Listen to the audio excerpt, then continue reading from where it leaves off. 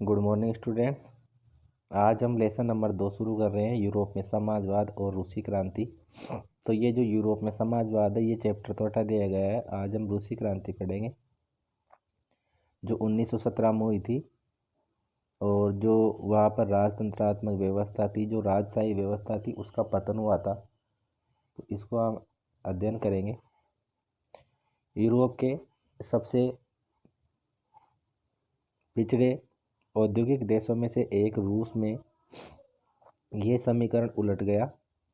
1917 की अक्टूबर क्रांति के जरिए रूस की सत्ता पर समाजवादियों ने कब्जा कर लिया, अर्थात वहाँ पर जो राजतंत्रात्मक व्यवस्था थी उसको हटाकर संपूर्ण जो संसाधन थे उन पर समाज का अधिकार हो गया।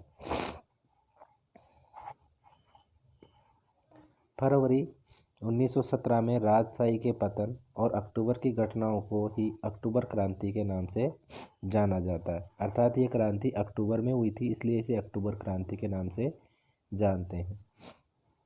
ऐसा कैसे हुआ? क्रांति के समय रूस के सामाजिक और राजनीतिक हालात कैसे थे? इन सवालों का जवाब ढूंढने के लिए आइए क्रांति से कुछ साल पहले की स्थितियों पर नज़र डालें, अर्थात क्रांति से पहले की जो घटनाएं हैं उनके बारे में अध्ययन करते हैं। सबसे पहला है रूसी साम्राज्य 1914। 1914 में रूस और उसके पूरे साम्राज्य पर जार निकोलस द्वितीय का शासन था। रूस के जो राजा होते हैं उनके आगे लगाते हैं जार, और जो फ्रांस के राजा होते हैं उनके आगे लगाते हैं लुई। जैसे हमने फ्रांस का लुई 16वां पढ़ा था, वैसे यहाँ पर है जार निकोलस द्वितीय।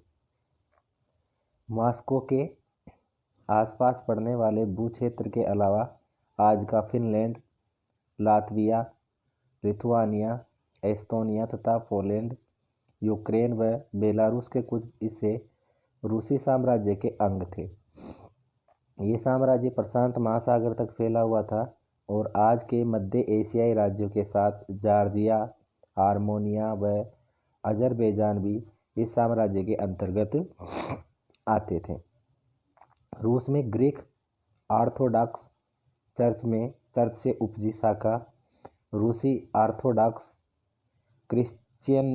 क्रिश्चियनिटी को मानने वाले बहुमत में थे, लेकिन इस साम्राज्य के तहत रहने वालों में कैथोलिक, प्रोटेस्टेंट और मुस्लिम और बौद्ध भी शामिल थे। ये कैथोलिक और प्रोटेस्टेंट ये क्या है कि जो ईसाई जो समुदाय है उसके भाग है, अलग अलग शाखाएं हैं जिनको लोग मानते हैं। जैसे हमारे यहाँ पर भी भगवान शिव को मानने वाले शिव कहलाते हैं, भगवान विष्णु को मानने वाले वैष्णव कहलाते हैं। उसी प्रकार ये ईसाई धर्म की शाखाएं हैं, तो वहाँ पर अलग अलग धर्मों को मानने वाले लोग शामिल थे। कुछ मुस्लिम धर्म को मानते थे और कुछ बौद्ध को भी मानते थे। अर्थव्यवस्था और समाज। 20वीं सदी की शुरुआत में रूस की आबादी का एक बहुत बड़ा हिस्सा खेती बाड़ी से जुड़ा हुआ था। रूसी साम्राज्य की लगभग 85% जनता आजीविका के लिए खेती पर ही निर्भर थी, अर्थात अधिकतर जो लोग थे वो खेती का कार्य करते थे। यूरोप के किसी भी देश में खेती पर आश्रित जनता का प्रतिशत इतना नहीं था। उदाहरण के तौर पर फ्रांस और जर्मनी में भी खेती पर निर्भर थे, लेकिन 40 या 50% से ज़्यादा नहीं थी। रूसी साम्राज्य के किसान अपनी ज़रूरतों के साथ साथ बाजार के लिए भी पैदावार करते थे। रूस अनाज का एक बहुत बड़ा निर्यातक था, अर्थात रूस में क्या है, अनाज ज़्यादा पैदा होता था और उसको निर्यात करते थे, दूसरे देशों में भेजते थे। उद्योग बहुत कम थे। सेंट पीटर्सबर्ग और मॉस्को प्रमुख औद्योगिक इलाके थे।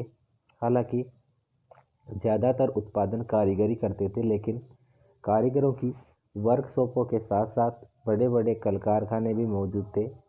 बहुत सारे कारखाने 1890 के दशक में चालू हुए थे, जब रूस के रेल नेटवर्क को फैलाया जा रहा था। उसी समय रूसी उद्योगों में विदेशी निवेश भी तेज़ी से बढ़ा था। इन कारकों के चलते कुछ ही सालों में रूस के कोयला उत्पादन में दुगना और स्टील उत्पादन में 4 गुना वृद्धि हुई, अर्थात जो उद्योग धंधे थे वो विकसित हुए तो उत्पादन भी धीरे धीरे बढ़ने लगा। सन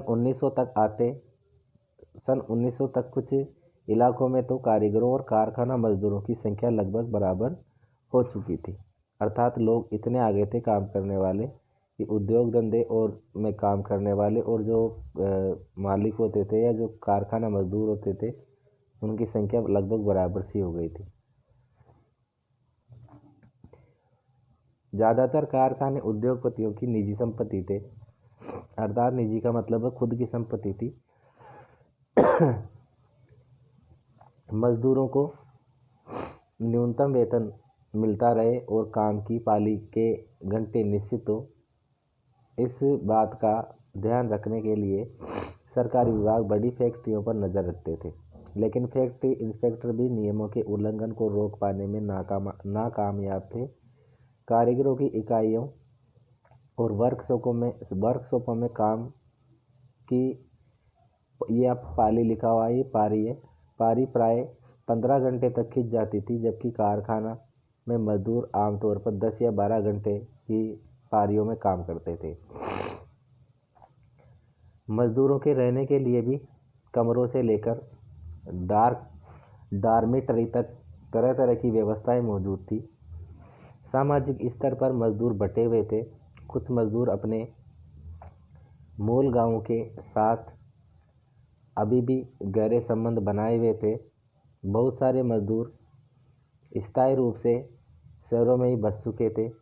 उनके बीच योग्यता और दक्षता के स्तर पर भी काफ़ी फर्क था।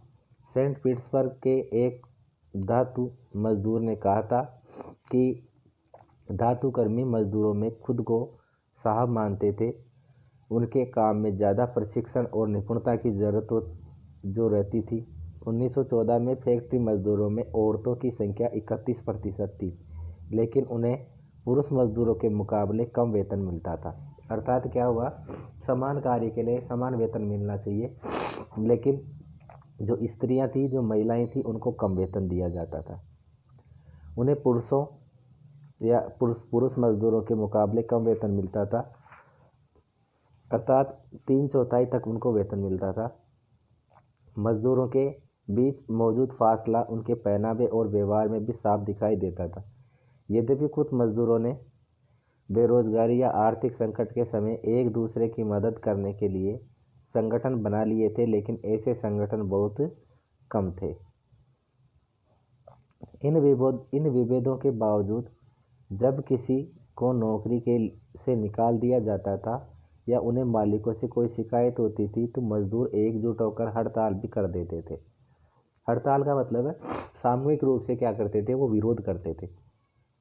1896 के बीच कपड़ा उद्योग में और 1902 में धातु उद्योग में ऐसी हड़तालें काफ़ी बड़ी संख्या में आयोजित की गई।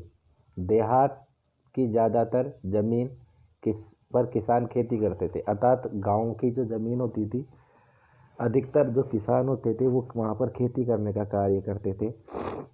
लेकिन विशाल संपत्तियों पर सामंतों, राजशाही और ऑर्थोडॉक्स चर्च का कब्जा था। मजदूरों की तरह किसान बटे हुए थे। किसान बहुत धार्मिक स्वभाव के थे। इक्का दुक्का अपवादों को छोड़ दिया जाए तो वे सामंतों और नवाबों का बिल्कुल सम्मान नहीं करते थे। नवाबों और सामंतों को जो सत्ता और हैसियत मिली हुई थी वह लोकप्रियता की वजह से नहीं, बल्कि जार के प्रति उनकी निष्ठा और सेवाओं के बदले मिलती थी। यहाँ की स्थिति फ्रांस जैसी नहीं थी। मिसाल के तौर पर फ्रांसीसी क्रांति के दौरान ब्रिटेनी के किसान न केवल नवाबों का सम्मान करते थे, बल्कि उन्होंने नवाबों को बचाने के लिए बाकायदा लड़ाइयाँ भी लड़ी। इसके विपरीत रूस के किसान चाहते थे कि नवाबों की ज़मीन छीनकर किसानों में बांट दी जाए, अर्थात जो नवाब है जिनके पास में ज़मीन अधिक है उनकी ज़मीन को छीन लिया जाए और उनको किसानों में बांट दिया जाए, ताकि किसान खेती करके अपनी आजीविका चला सके। इस तरीके की स्थितियाँ यहाँ पर मौजूद थी। बहुधा वह लगान भी नहीं चुकाते थे, अर्थात जो राज्य होता है वो राज्य टैक्स फिक्स कर देता है तो वो लगानी नहीं चुकाते थे। कई जगह तो जमींदारों की हत्या भी की जा चुकी थी। 1902 में दक्षिण रूस में ऐसी घटनाएं बड़े पैमाने पर घटी।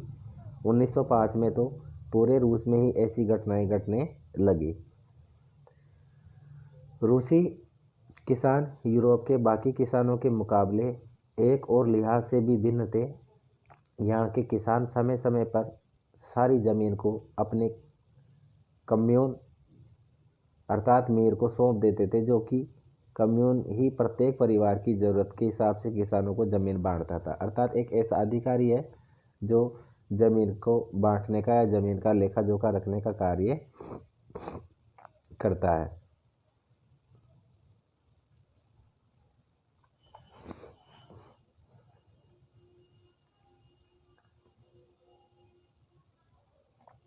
अब ये रूस में समाजवाद हम कल की क्लास में पढ़ेंगे, ठीक है।